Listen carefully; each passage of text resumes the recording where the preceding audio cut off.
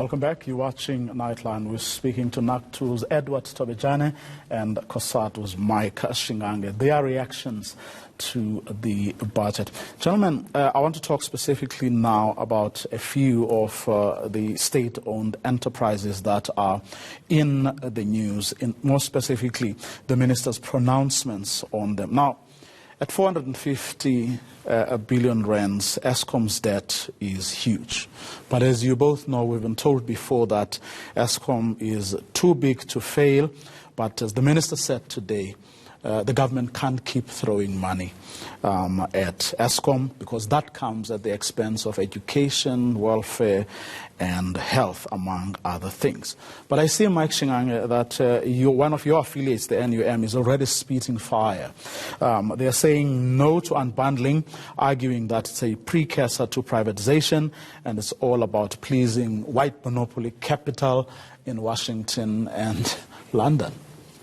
Well, you know that we have been vehemently opposed to unbundling. Of course, this government is steaming ahead, but that does not mean that it will stop being opposed to it because we are not convinced about the rationale and how it's going to make things different. If one of the things we are raising about problems in Eskom is its management or supposedly a high number of executives that have ballooned over the past few years, you're now going to create three entities who are going to have their own boards, their own CEOs, and you're going to pay them. And you're going to create a holding company on top of that thing. If that is not bloating at the executive level and the board of directors, we don't know what that thing means. That's number one. But number two, Eskom, one of the things that the minister said today, including giving money and not continue to give money just like that, we agree with him because he raised a few things. That one, they must manage the current utility better. They must manage the cash flow of it. They must, and so on and so on. That's very important because it's not going to help to keep on throwing money in an area where there's no guarantee of a proper management. That's one. What is missing, particularly in Eskom, that we have expected, especially when you speak about better management? The accountability lines are blurred in Eskom between the chairperson leading the board and the CEO leading executive management, because it is one person. Pravin Gordhan yesterday said that they will be announcing the new CEO hopefully within a week. So that process is almost there. It's almost there. That is to be believed. What we're saying is that in consultation between the two of them, because, for instance, you raised something earlier on about the monies that he has given to NPA, the money that's given to SARS.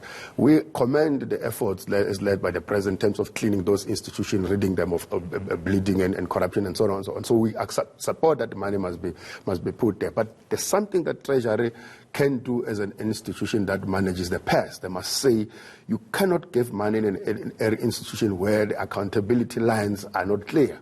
It doesn't have to put money today and wait for next week to appoint a CEO. It shouldn't have happened in the first place. In fact, we have made a call, if you remember, about this board that is there, that in our view, on their own, they don't have confidence that they can turn around Eskom.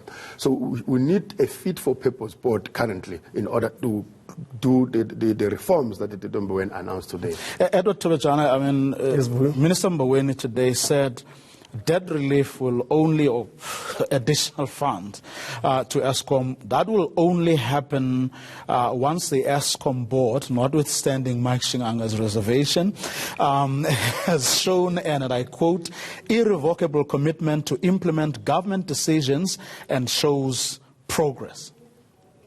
Does that not assure you? Yeah, you see, partly I agree with Comrade Mike. And I agree with the minister that the government cannot continue pumping money to Eskom, and at the end of the day, we don't know what is happening. It's like the government is investing in a punching bag, and secondly, it shows you the kind of leadership that is leading Eskom, as we are speaking. That there is no transparency. Whoever sits in the boardroom, they decide, and none of us know that they are deciding for which interest. They are deciding for the interest of the country, or they are deciding for their own personal interest. What do you think it is? What's your view? We believe with the outcome that is currently happening at Eskom, they've been deciding for their own personal interest. And that's why we are in this mess today at Eskom. Mike Shingange, among the reasons previously advanced for continuously bailing out SAA, for example, was that the national airline employs thousands of people who may be unemployed if it was to close down. And I sensed a new tone today from the minister. He reckons SAA is unlikely to ever generate sufficient cash flow. The state should rather direct its resources towards ordinary workers who use trains and not the middle class and the wealthy who fly around the country. We have made a point earlier on about how the SOEs are being run down in this country, and we begin to suspect that it's a deliberate ploy to justify the call for privatization and selling of assets. We didn't think that this thing is happening because everybody who's running every SOE is supposedly incapable. We think that there's a deliberate push to justify why we must sell off. So we worried that.